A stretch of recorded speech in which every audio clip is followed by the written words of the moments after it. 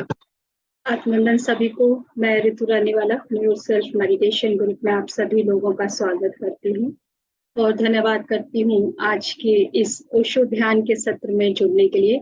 तो दोस्तों, आज हमारे साथ हैं कोलकाता से, आप सभी जानते हैं कल हमारे साथ जुड़े थे रेखा पुरोहित जी, जो कि कोलकाता से हैं। तो आज फिर वो हमें बताएंगे कि चैतन्य का द्वार, वो उनका आज का टॉपिक है ओशो विजडम पर। तो पहले हम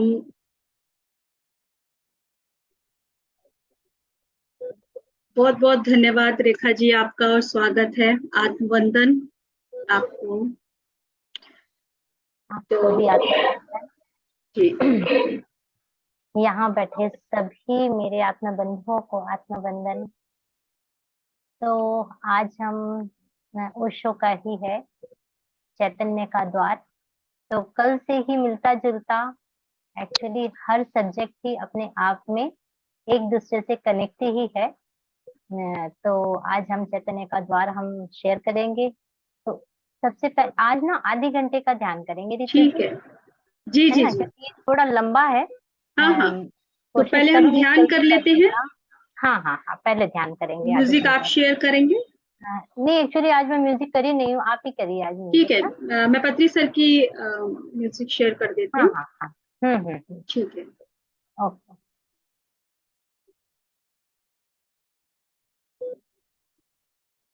आप गाइड कर दीजिए क्या आनापाना सती के लिए? जी, हाँ हाँ। मैं म्यूजिक शेयर कर। अच्छा, अगर आप नहीं मैं करूँ क्या म्यूजिक शेयर? अभी मेरा आ गया है मेरा, हाँ। ठीक है, तो एक्चुअली आप आ कर। नहीं जाता इतनी देर। हाँ, मैं करती हूँ। ओके। जी। सभी कोई सुखासन में बैठेंगे। अगर आप चश्मा पहने हुए हैं तो आप चश्मा उतार लीजिए और अपने आप को बिल्कुल कंफर्टेबल पोजीशन में बैठाएंगे। आप अगर जमीन में बैठ सकते हैं तो आप पालती मार के बैठ जाइए। नहीं बैठ सकते पालती मार के, तो आप पैरों को आगे से क्रॉस कर लीजिए। आधे घंटे के लिए हम अभी ध्यान करेंगे, आनापान सती ध्यान। बहुत ही सहज ध्यान की ऐसे तो 100 से भी ज्यादा विधियां हैं, लेकिन आनापान सती सबसे सरल और सहज तकनीक है। तो आइए इस मधुर संगीत के साथ हम अपने ही भीतर अपने सांसों के माध्यम से चलेंगे।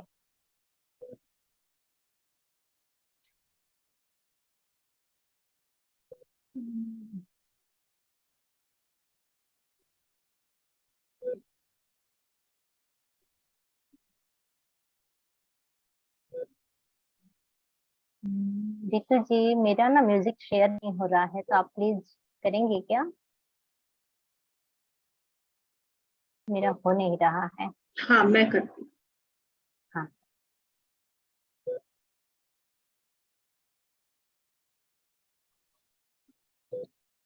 कोई भी आंखें ना खोले और अपने आप को बिल्कुल शरीर को ढीला छोड़ेंगे, अपने कंधों को ढीला छोड़ दीजिए। चेहरे पे एक हल्की सी मुस्कुराहट और अपने भीतर की यात्रा, जिसे हम ही बड़े ही सुखद तरीके से कर सकते हैं। ना ही कोई सोच, ना ही कोई विचार, सिर्फ आपकी आती हुई सांसें और आपकी जाती हुई सांसें। आप तो मात्र दृष्टा हैं इन्हीं सांसों के। पूरी सजगता के साथ अपनी सांसों को देखते रहें।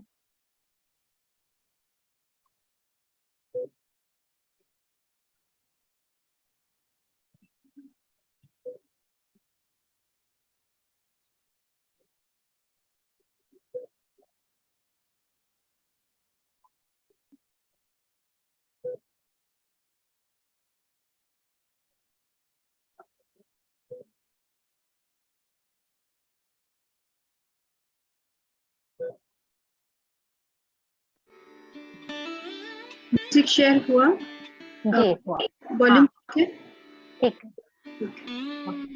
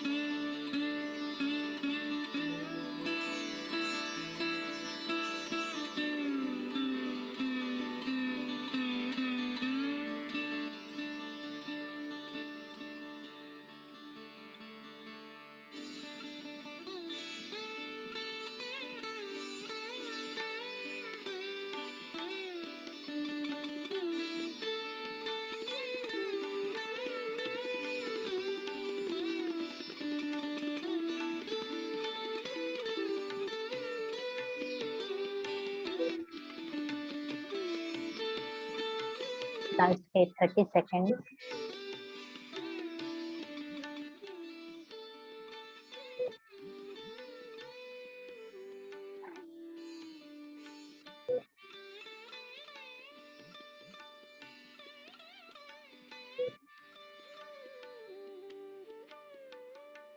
लास्ट के 20 सेकेंड।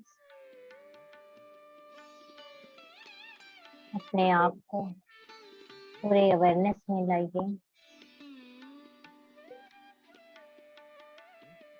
अपने आप को अपने शरीर में महसूस करें। आप जिस स्थान पर बैठे हैं, आप उस स्थान को महसूस करें।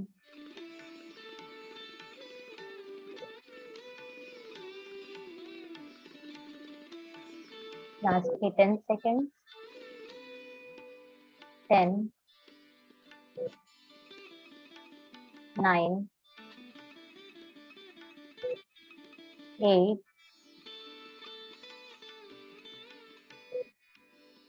7, 6, 5, 4, 3, 2, 1। अपने दोनों हाथों को खोल के अपने चेहरे पे रखें। 5, 4, 3, 2, 1। अपनी आंखों को अपनी हथेलियों के अंदर ही खोलें और एक सुंदर सी मुस्कुराहट के साथ ध्यान से बाहर आ जाइए। पिता मैं पति सर के लिए और हमारे इस ध्यान के लिए हम जोरदार तालियां बजाते हैं। बहुत सुंदर ध्यान, बहुत डीप में आज ध्यान लगा, समय का पता ही नहीं बहुत सुंदर थी। Thank you. तो हम आज की फिर विजडम की तरफ आगे बढ़ते हैं रेखा जी। जी, तो सभी मास्टर्स को फिर से एक बार मेरा आत्मवंदन। और ओशो का ही हम स्टार्ट करते हैं, चैतन्य का द्वार। तो जैसे कल भी मैंने कहा था, ओशो के ही शब्दों में यह शेयरिंग करेंगे, तो आज भी वही है। स्टार्टिंग से ही कल की तरह ही बोलते हैं ओशो कि मनुष्य की तरफ देखने पर एक बहुत ही आश्चर्यजनक तथ्य दिखाई पड़ता है कि वह मनुष्य जो है, मनुष्य का जो व्यक्तित्व है, एक तनाव भरा, एक बोझ भरा दिखाई पड़ता है। कौन सा बोझ है मनुष्य के चित्त पर? किस पत्थर के नीचे दबा है? अगर हम सूर्य की किरणों को देखते हैं या वृक्ष के हरे पत्तों की तरफ देखते हैं, तब हमें कोई भी बोझ दिखाई नहीं देता, ना ही कोई तनाव महसूस होता है। कल जैसे शोभा जी एक ट्रेन का उदाहरण ही दे रहे थे वो कविता सुनाए, वैसे कि आज एक ट्रेन का ही यहाँ उदाहरण है कि एक ट्रेन दौड़ी चली जा रही थी और उसके अंदर एक आदमी बैठा था। तो वो जो उसकी सूटकेस रहती है, उसका जो सामान रहता है, वो अपने सिर पर उठा के बैठा रहता है। आते जाते लोग उसे देखते हैं, सभी कोई देखते हैं। फिर एक व्यक्ति जो रहता है वो उससे पूछ ही लेता है कि भाई तुम अपना ये सामान अपने सिर पर क्यों रखा है। तो वो बोलता है कि मैं अपना बोझ किसी और को उठाने नहीं दूंगा, इस गाड़ी को भी नहीं। जबकि उस आदमी को ये नहीं पता होता कि उस वही गाड़ी ही उसके बोझ को भी उठाई है और उसके सामान के बोझ को भी उठा रखी है। तो वो ये नहीं समझ पाता। ठीक इसी तरह हमारा जीवन भी है। हमारा जीवन चल रहा है, सारा जीवन हमारा चलता रहेगा, लेकिन हम भी अपने बोझ को अपने सिर पर उठाए हुए हैं, जिसे हम नीचे उतार कर रख सकते हैं। और हम सबको भी वही ख्याल है जो उस भागती हुई गाड़ी के उस आदमी को थी कि उसने अपना बोझ किसी और को नहीं देना है। तो प्रत्येक हम जितने भी व्यक्ति हैं, हम सब क्या है, हमारे बोझ को जो दिखाई, उसका तो बोझ दिखाई पड़ रहा था तो उस व्यक्ति ने भी पूछ लिया, लेकिन जो हमारा जो बोझ है, न हमें दिखाई पड़ता है न किसी और को दिखाई पड़ता है। इसलिए तो वो दिखाई नहीं पड़ते, तो क्या होता है कि वे हम भरते चले जाते हैं, भरते चले जाते हैं और वे कम भी नहीं होते।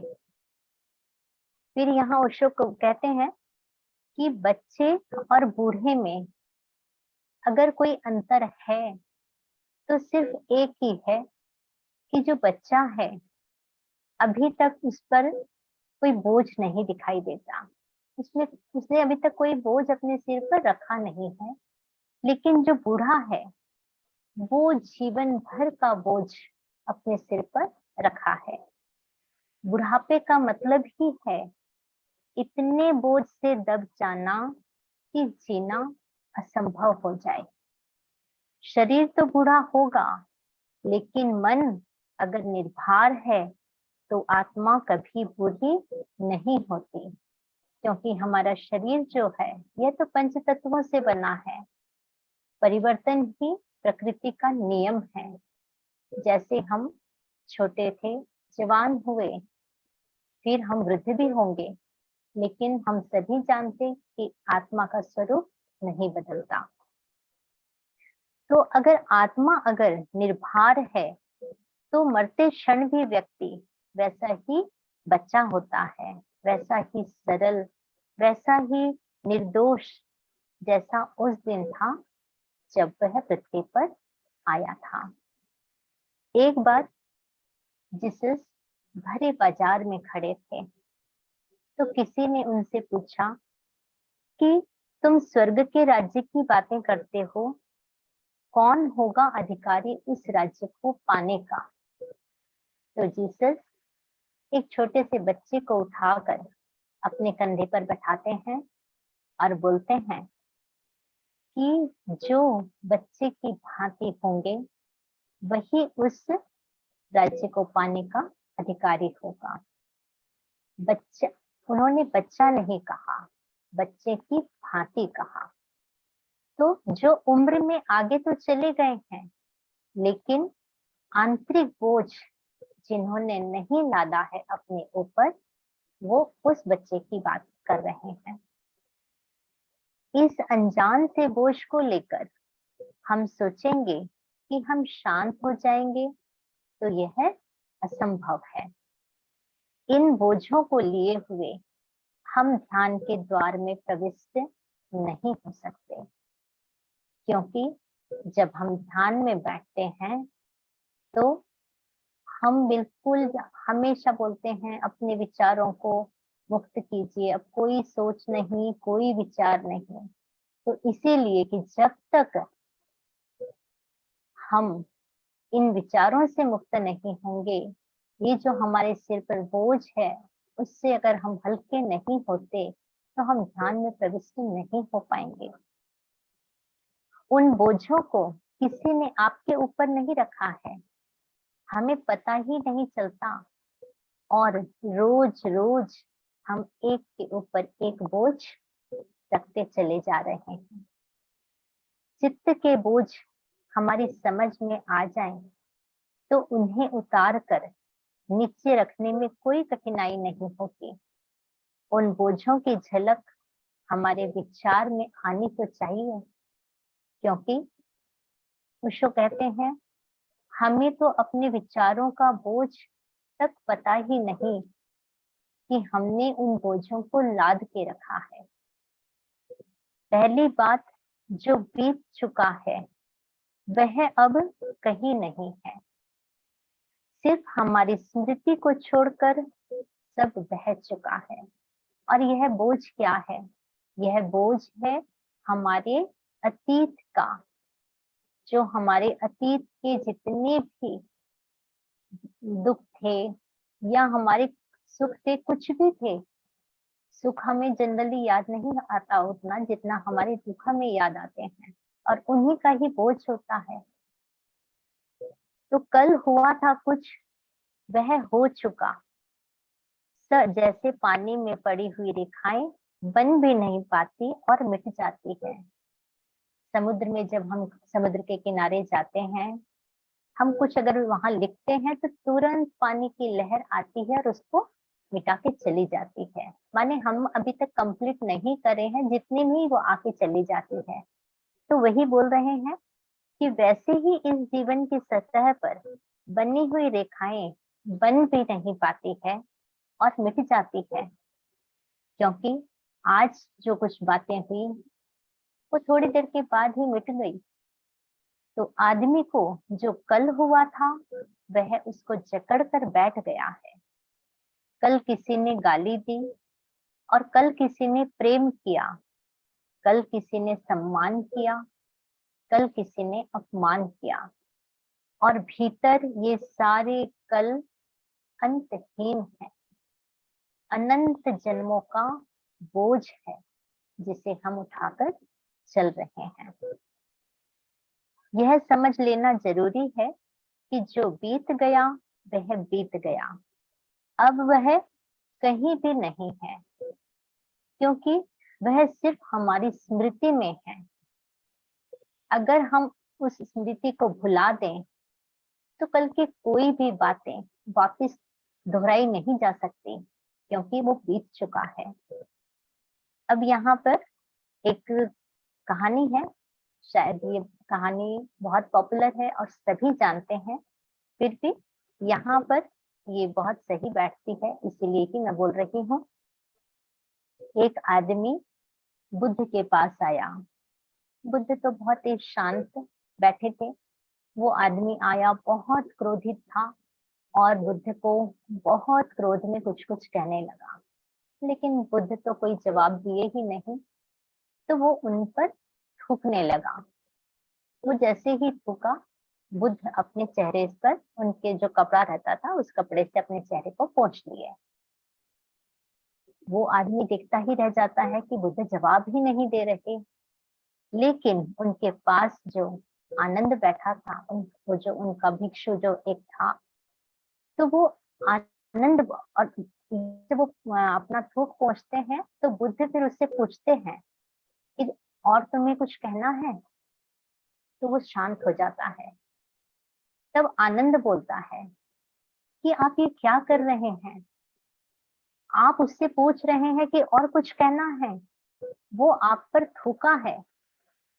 मुझे तो इतना क्रोध आ रहा है, सिर्फ आप हैं इसलिए मैं उसे कुछ नहीं कह रहा, नहीं तो मैं उसे बहुत कुछ कहता। तो बुद्ध कहते हैं कि एक्चुअली वो आदमी बहुत क्रोध में था। क्रोध में वो शब्द बोल नहीं पा रहा था, इसलिए उसने अभिव्यक्त किया थूक कर। तो कोई बात नहीं, उसको कुछ कहना था, लेकिन इसीलिए मैंने पूछा कि कुछ कहना है। वो आदमी वहां से चला जाता है। फिर दूसरे दिन वह व्यक्ति आया, बुद्ध से क्षमा मांगकर रोने लगा। तब बुद्ध ने कहा, आज भी यह कुछ कहने आया है, लेकिन आज भी आंसुओं के माध्यम से कह रहा है। आज भी इसके पास शब्द नहीं है। कभी जब हम अभिव्यक्त नहीं कर पाते हों, किसी का प्रेम बहुत बढ़ जाता है तो वह गले से लगा लेता है। किसी के मन में बहुत आदर भाव आता है तो क्या करता है, वह पैरों पे सिर रखकर प्रणाम करता है। वैसे इनका कोई मतलब नहीं है, लेकिन व्यक्ति को अभिव्यक्त के जब शब्द नहीं मिलते, तब इन माध्यम से वह अभिव्यक्त करता है। माने इस वक्त पर हाँ, अब बुद्ध उस आदमी से पूछते हैं, तुम किस बात की क्षमा मांगते हो? उस कल की जो हो चुका। किससे क्षमा मांगते हो? मुझसे? मैं तो दूसरा आदमी हूँ, मैं कल वाला नहीं हूँ। बहती गंगा में बहुत धारा बह गई है, बहुत पानी बह गया है। जो लहरें थी कल, वो आज नहीं है। न वृक्ष के पत्ते वही हैं, न आकाश में बादल वही है, न सूरज की किरणें वही है, और न मैं वही हूँ। तुम पागल हो। कल तुम नहीं बह पाए, तुम वहीं अटके, तुम रुके रह गए। सिर्फ मरी हुई चीजें वही होती है जो कल थी। जिंदा चीजें रोज बदल जाती है। जीवन का मतलब है बदल जाना, मरे हुए का मतलब है न बदलना। यहाँ ओशो एक उदाहरण। आवाज नहीं आई। आवाज नहीं आ रही है क्या मेरी? मैम आवाज तो क्लियर आ रही है, आपकी आवाज। क्या आप आवाज चेक करें नटराज जी। नटराज जी, थोड़ा सा आप अपना सिस्टम को चेक करें। आवाज तो क्लियर है मैम की। अच्छा, मैं देखिए अभी मैं भी बोल रही हूँ, आवाज आ रही है?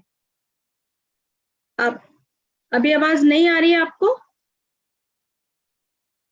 नटराज जी, आपको आवाज नहीं आ रही है? म्यूट है, ये म्यूट है। अपने आप को अनम्यूट करें।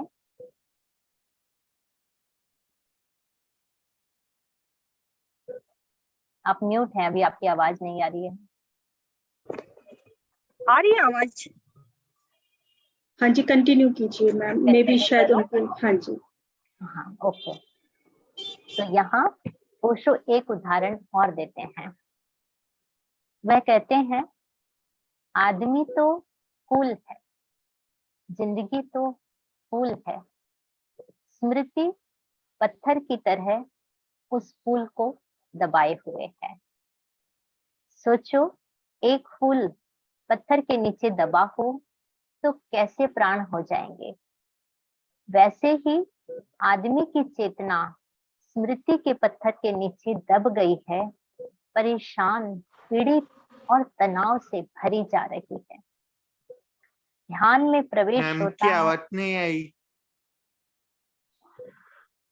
आवाज नहीं आ रही है क्या मेरी? आ रही है ना भैया? आ रही है, आवाज तो आ रही है मैम। आ रही है आपकी आवाज। नटराज जी, आप अपना चेक कीजिएगा, क्योंकि मैम की आवाज सभी को सुनाई दे रही है। यस मैम, आ रही है। आ रही है तो मैं कंटिन्यू करूं? जी जी जी। ओके। एक्चुअली उनका कुछ नेटवर्क इशू है, इसीलिए हाँ, शायद मे बी लगता है शायद आवाज ब्रेक नहीं आ कर रही है। हाँ। जी। तो ध्यान में प्रवेश होता है उनका जो स्मृति के पत्थर हटा देते हैं।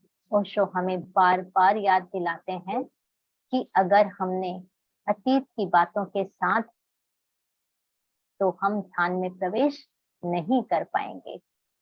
फिर कहते हैं, जीवन की धारा है आगे की तरफ बहती हुई, स्मृति की पकड़ है पीछे की तरफ।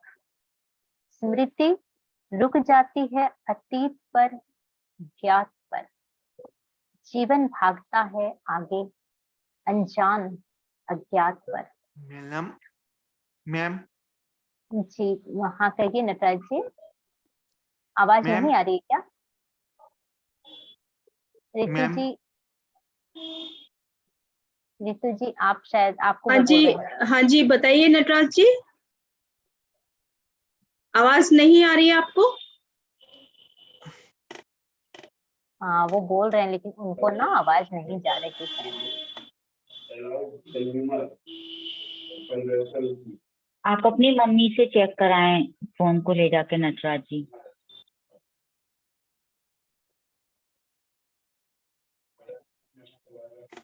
कंटिन्यू हेलो कीजिए। हाँ जी नटराज जी, आपको आवाज आ रही है? उनको एक्चुअली किसी की भी आवाज नहीं जा रही है, मेरे को लग रहा है कुछ अच्छा, नेटवर्क इश्यू है उनका। हाँ आप अपने उसके मोबाइल से या जिसमें भी देख रहे हैं उसकी वॉल्यूम बढ़ाइएगा, उसकी वॉल्यूम बढ़ाइएगा, मे बी शायद वो वॉल्यूम ना कम हो गई हो। अरे रितु जी आवाज बहुत सुंदर आ रही है। आप हाँ कंटिन्यू ठीक कीजिए। है, मैं कंटिन्यू करती हूँ। ओके अच्छा, अब आगे उशु बोलते हैं कि ज्ञात और अज्ञात के बीच जो खिंचाव है वही मनुष्य का तनाव है। वह तनाव जब तक न उतरे तब तक जीवन के द्वार में हम प्रवेश नहीं पा सकते। पहले ओशो कहते हैं आप किस गांव में रहते थे, किस घर में रहते थे, यह स्मृति काम चलाऊ है। इनमें बोझ नहीं है तो मैं इनको नहीं बोलता कि आप भूल जाइए, लेकिन जिन बातों से हमें बोझ महसूस हो, जिन स्मृति से हमें बोझ महसूस हो, उसे हमें भूल जाना चाहिए। फिर पीछे की स्मृति भागती रहती है और जीवन आगे भागता रहता है, क्योंकि हम हमेशा जानते हैं जब हमारा मन बेचैन है, मन हमारा एक जगह कभी नहीं टिकता, मन हमारा कंटिन्यू, और अगर हम किसी एक टॉपिक पे सोचते हैं तो मन कहाँ से, माने इस उम्र से लेके वो बचपन तक वो भाग ही जाता है, और मतलब विद इन सेकेंड्स हम भागते हैं। तो वही बोल रहे हैं कि स्मृति भी भाग रही है लेकिन इधर जीवन भी आगे भाग रहा है। एक्चुअली नटराज जी को आवाज नहीं आ रही है, लेकिन वो उनको अपनी भी सुनाई नहीं दे रही है, तो सॉरी नटराज जी, आप अपना नेटवर्क चेक कीजिए, क्योंकि सभी को आवाज आ रही है, सिर्फ आप ही को नहीं आ रही है। ओके मैं कंटिन्यू करती हूँ। तो दोनों में कोई मेल नहीं हो पाता, ठीक वैसे ही यह उदाहरण बहुत अच्छा है। ठीक वैसे ही जैसे एक बैलगाड़ी में, आगे तो हम जानते हैं बैलगाड़ी में दो बैल जुते रहते हैं, यहाँ ओशो बोलते हैं बैलगाड़ी के आगे भी दो बैल जुते हैं और बैलगाड़ी के पीछे भी दो बैल जुते हैं। तो अब वह दोनों तरफ बैलगाड़ी चली जा रही है, पीछे वाला पीछे खींचता है, आगे वाले बैल आगे खींचते हैं। तो स्मृति के बैल पीछे की तरफ और जीवन धारा के बैल आगे की तरफ हैं। अब वह बैलगाड़ी बड़ी तकलीफ में पड़ गई, क्योंकि पीछे के बैल जो हैं बहुत मजबूत हैं, जीवन भर का बल उन्हें मिला हुआ है, मुर्दा है लेकिन मजबूत है, पत्थर है, लेकिन और क्या है, वजनी भी बहुत है। हर आगे की जीवन की धारा जो है बहुत कोमल है, अभी होने को है, जैसे छोटा सा अंकुर निकलता है बीज से, कमजोर और कोमल, क्योंकि हम जब बह रहे, हम आगे की तरफ जब बढ़ रहे हैं तो जस्ट अभी अभी हुआ है। तो एक अंकुरन की तरह अगर उसे स्मृति के पत्थर के नीचे, वो तुरंत ही दब जाता है और वो मर जाता है।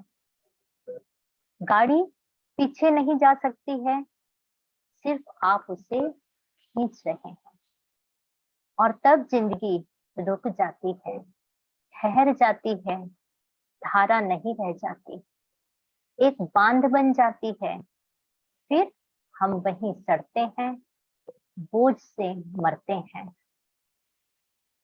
नटराज जी लिख रहे हैं आवाज नहीं आ रही है। सॉरी नटराज जी, आपको नहीं आवाज आ रही है, लेकिन ना सबको को आवाज आ रही है, तो सॉरी है।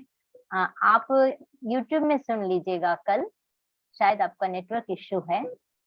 तो रितु जी YouTube में तो रहेगा ही ना? हाँ जी, मैं ग्रुप में शेयर करती हूँ। नटराज जी, एक बार आप अपने मोबाइल को, आपकी मम्मी होंगी उनसे चेक कराइएगा, अगर आपको आवाज आ रही है तो, मेरी सुन पा रहे हैं तो, क्योंकि हाँ, आवाज हम सभी को सुनाई दे रही है।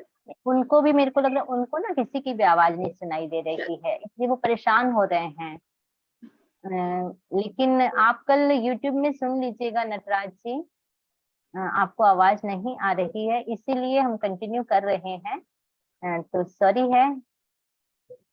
ओके, तो फिर कहते हैं चित्त एक दर्पण है, और चित्त एक दर्पण हो जाए तो बस सब हो गया। हमें होना चाहिए दर्पण की भांति असंग। यस, चीजें बने और मिट जाएं। असंग का अर्थ क्या है? पूरी तरह जुड़े हुए, लेकिन पूरी तरह नहीं जुड़े हुए।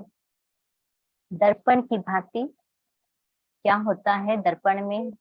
अभी हम चेहरा देख के, फिर हम जैसे ही हटे, फिर कोई दूसरा व्यक्ति आया, वो देखा, दर्पण उसको वही चेहरा दिखाया।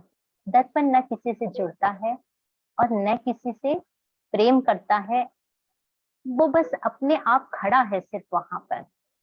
तो वैसे ही हम हमको कहते हैं कि आप भी एक दर्पण की भांति हो जाएं।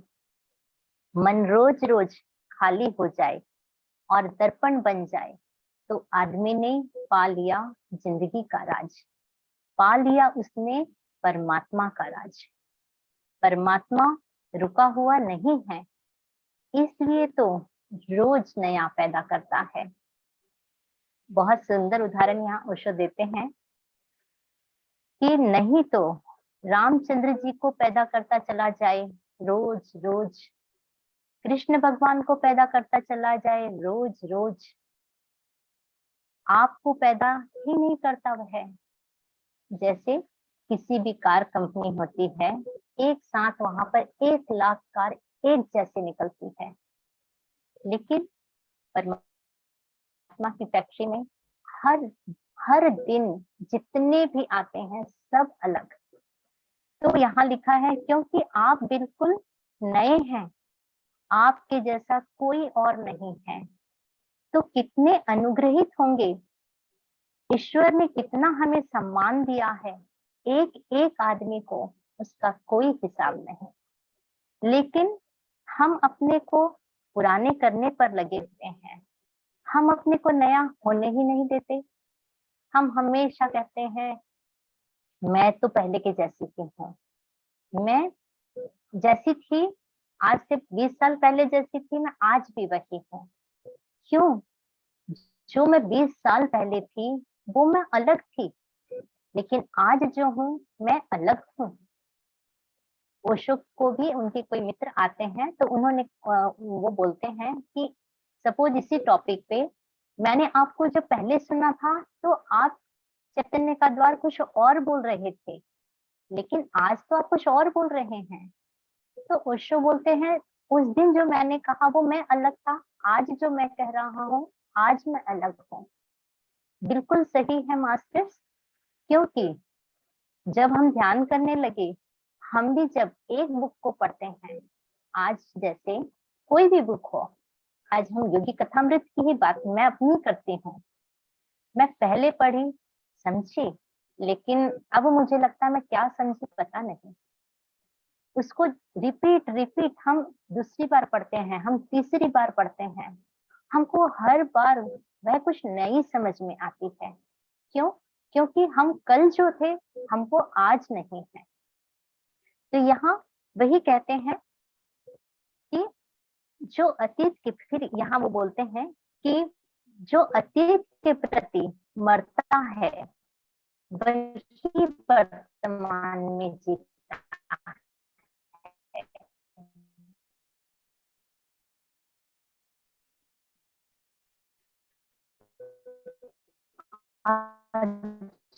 जो अतीत के प्रति नहीं मर सकता वह वर्तमान, अतीत के प्रति मर जाना, क्योंकि जब हम ध्यान में, हम सिर्फ वर्तमान में हमारी सांसों के साथ में रहने का मतलब होता है कि हम इसी पल इसी क्षण हैं, कोई हमारा अतीत नहीं, नहीं कोई हमारा भविष्य है।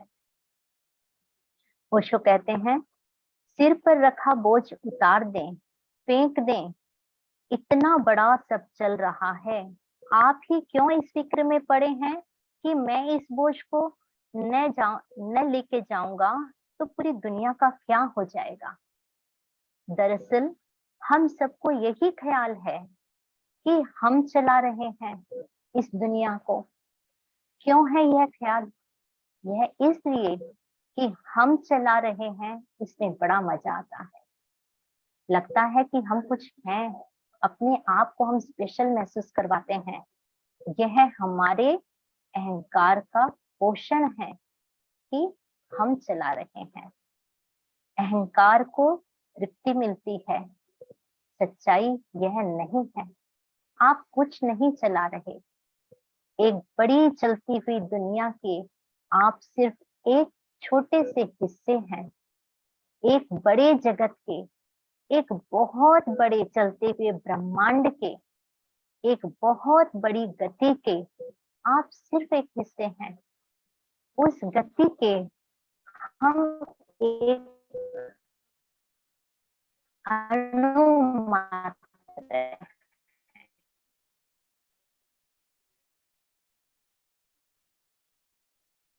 ऐसी जो भाव दशा हो तो समझेंगे, तब तक के समर्पण को जाना हमें वहां पहुंचा देता है जहां हम हैं, जहां से हम कभी नहीं हटे, जहां से हम कहीं नहीं गए। लेकिन उस तक पहुंचने के लिए करने की, होने की सारी बोझ स्थिति से मुक्त हो जाना जरूरी है। हम हमेशा बोलते हैं एक्चुअली हम जहां हैं, फिर हमने जन्म लेकर के उस वर्तुल में जीवन जीना शुरू किया। अब हमारी यात्रा इस वर्तुल को पूरी करके फिर वहां तक पहुंच जाना है। और ये जो पूरा वर्तुल पूरा हम करते हैं, कितने हजार साल में हम इस वर्तुल को पूरा करते हैं, लेकिन एट द एंड हमको उसी वापस उस वर्तुल को कम, चैतन्य का द्वार यही था मास्टर्स कि हमको वहीं पहुंचना है। और जब तक कि हम अपने आप को पूरी सजगता के साथ अपने अहंकार को मिटाकर समर्पण ना कर दें, तब तक कि हम वहां नहीं पहुंच सकते। तो thank you, thank you, thank you.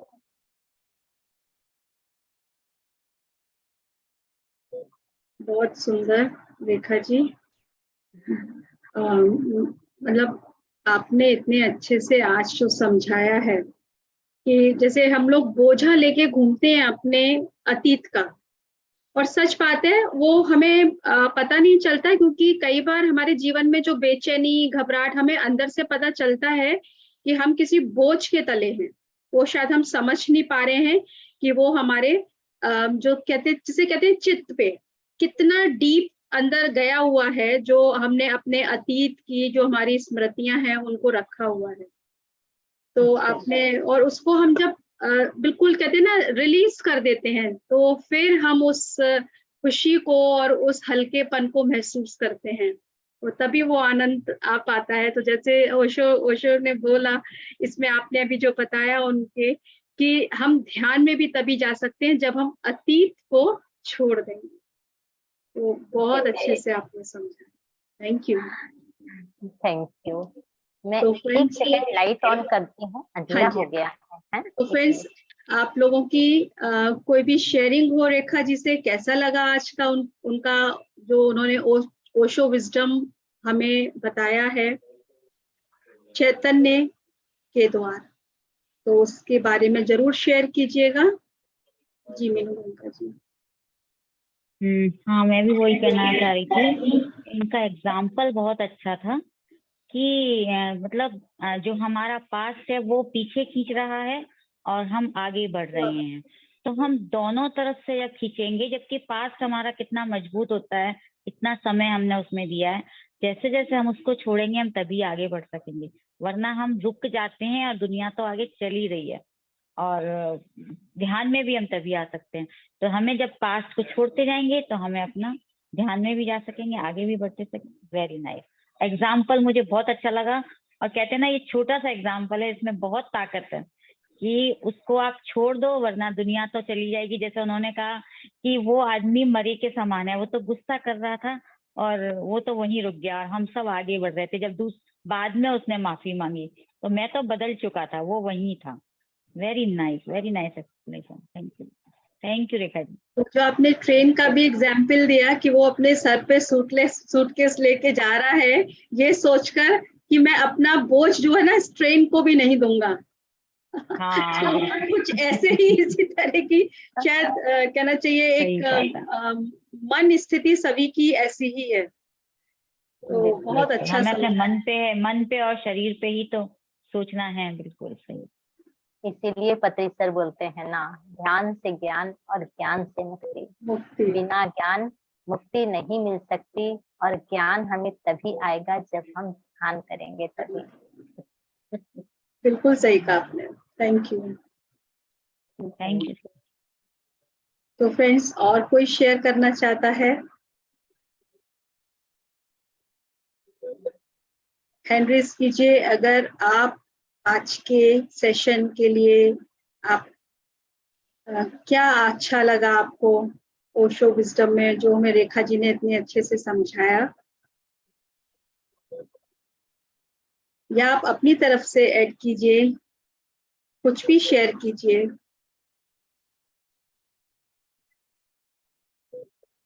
Ji Devanti ji.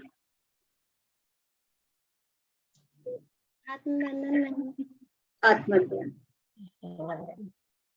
Ma'am, मैं अपना अनुभव बताने वाली हूँ। हाँ जी, थोड़ा सा आप आवाज अपना मतलब बढ़ा सकते हैं, थोड़ा पास लेकर आइएगा मोबाइल, आपकी आवाज थोड़ा कम आ रही है। जी अब बताएं।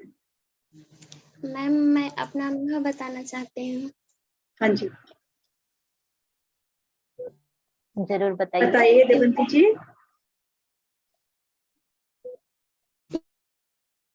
आई थिंक नेटवर्क इश्यू है।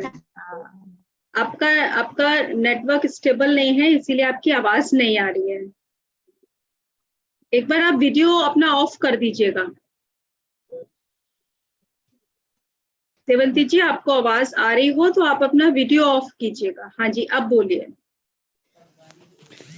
मैम, मतलब मैं ध्यान करने वाली जब 4 बजे से जुड़ने वाली थी तो मुझे बहुत तेज बुखार आया था। मतलब मेरे बैठने का मन नहीं कर रहा था। जब मैं ध्यान कर मतलब बैठी तो बहुत पसीना आया और अब बुखार छूट गया है। अरे वाह, बहुत ही बढ़िया। Very nice. तो ध्यान करते रहिए, ये बुखार आपको बिल्कुल छोड़ जाएगा, कभी नहीं आया आपके पास। Yes ma'am. Thank you. बहुत सुंदर एक्सपीरियंस देवंती जी, बहुत सुंदर है। Thank you ma'am. आज का ध्यान बहुत डीप था। मैं तो मेरा भी एक्सपीरियंस है, मैंने ध्यान में एक बहुत ही रेनबो का एक वो डॉट लाइट जो होता है ना, स्पार्कल, बहुत डीप ध्यान में गई थी और सडन एक फ्लैश लाइट को मैंने देखा। वाओ, बहुत सुंदर। यस। धर्मिष्ठा जी, आप वीडियो ऑन कर सकते हैं क्या? जी थैंक यू।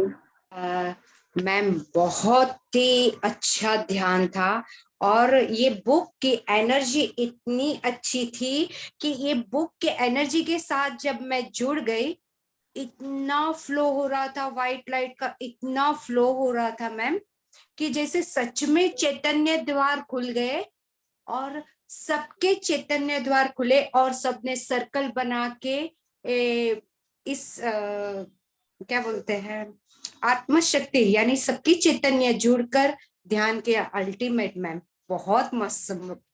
और इतना डीप ध्यान चला गया था कि ट्रांस में भी ये एक एक शब्द सुनाई दे रहे थे। बहुत सुंदर, बहुत सुंदर ध्यान था। Thank you, thank you ma'am, thank you, thank you, Beautiful. Thank you, बहुत सुंदर अनुभव, बहुत सुंदर। Thank you ma'am. Thank you. तो फ्रेंड्स, और किसी के भी अनुभव हो तो जरूर शेयर कीजिएगा। सर कहते हैं सज्जन सांगत्य करने चाहिए, एक्सपीरियंस शेयर जरूर करने चाहिए, कैसे भी हो, या चैप्टर से रिलेटेड आप अपनी विजडम को शेयर कीजिए। आपको ओशो की कौन सी बात अच्छी लगी, या आप उससे रिलेटेड कुछ भी बताना चाहें तो आभा जी, आप कुछ कहना चाहते हैं? आत्मवंदन मैडम, बहुत अच्छा ध्यान था, बहुत ही अच्छा ध्यान। और आपके जैसे मैम के पीछे जो घास है ना, जैसे ग्रीन, येलो, व्हाइट लाइट, ऐसे आज बहुत अलग अलग कलर की लाइट जैसे फोरहेड में ना जा रही है, बहुत अच्छा लग रहा था। और काफी दिनों से मेरा ध्यान ठीक से नहीं हो पा रहा था, आज काफी दिनों, तो इसके लिए स्पेसिफिकली मैंने वो मैसेज भी डाला कि music was out of the world. मतलब इतना अच्छा लगा था ना, एक एक तार हिल रही है ना, वैसे फील हो रहा था अंदर से। अगर हो सकता है पॉसिबल तो काइंडली आप वो आप म्यूजिक का एक लिंक शेयर। पीएमसी हिंदी पे अगर आप मेरे ग्रुप में होंगे तो मैं शेयर कर दूंगी। पीएमसी हिंदी पे ये म्यूजिक है। ओके, इसका मैं नाम, नो योरसेल्फ में हूँ हाँ अपने। जी, मैं उसमें शेयर कर दूंगी, अभी शेयर कर हाँ, और मतलब इतना सुकून मिल रहा था ना मैम, सिर्फ वो लाइट मतलब उसमें थे। टुवर्ड्स द एंड ना, एक सेकंड ना मैडम, ओम ओम 1 मिनट ओम। हाँ, तो और टुवर्ड्स द एंड मतलब ऐसे हो रहा था, हल्का बॉडी होके ना थोड़ा सा ऊपर जाने लग गया है, बट तब आपने कहा कि अभी नीचे आ जाइए, अपने बॉडी को फील कीजिए। So I wanted it to go on for some time, but it was very very beautiful. Thank you madam, thank you so much, gratitude. Thank you. Thank you so much, nice. Thank you. Abha ji, एक बात मैं बोलना चाहूंगी कि जब हम ध्यान में अगर कुछ ऐसा एक्सपीरियंस करते रहते हैं, जैसे आप बोले मैं ऊपर उठ रही थी, उस वक्त चाहे मास्टर बोलें कि आप अपने आप को अपने शरीर में फील कीजिए, लेकिन उस वक्त तो आपको फिर आने की जरूरत नहीं, आप उस एक्सपीरियंस में बहें, आप उस एक्सपीरियंस को कंप्लीट कीजिए, क्योंकि आप कहाँ तक जा सकते हैं और वो अनुभव आपके लिए बहुत महान हो सकता है। तो मास्टर तो देखिए टाइम में एक, अभी हमारे पास के जस्ट टाइम जितनी है हम उस हिसाब से बोलते हैं, लेकिन आप अपने उसी फ्लो में रहिए। जी मैम, मैं ध्यान रखूंगी next time. Thank you so much. Thank you so much.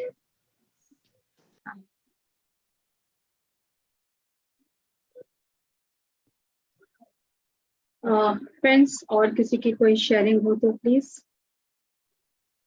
बताएं। ठीक है, तो फिर हम लोग मीटिंग एंड करते हैं। जी, आई थिंक किसी और की कोई शेयरिंग है नहीं, तो बहुत बहुत धन्यवाद आपका आज के ज्ञान के लिए और इतने अच्छे ध्यान के लिए। हम चाहेंगे जब भी आपको समय मिले तो फिर जरूर आइएगा। जरूर जरूर, आप जब बुलाएंगे तभी आएंगे। ऋतु जी, ये तो मेरा अहोभाग्य है कि आप इस प्लेटफॉर्म पे मुझे ओशो के विजडम को शेयर करने का मौका दिए हैं। तो thank you, thank you, thank you. Thank you friends, हम कल फिर मिलेंगे दोपहर 4 बजे। मैम, आप कुछ कहना चाह रहे थे क्या? नहीं, वो नटराज जी थैंक यू बोल रहे हैं। Okay okay.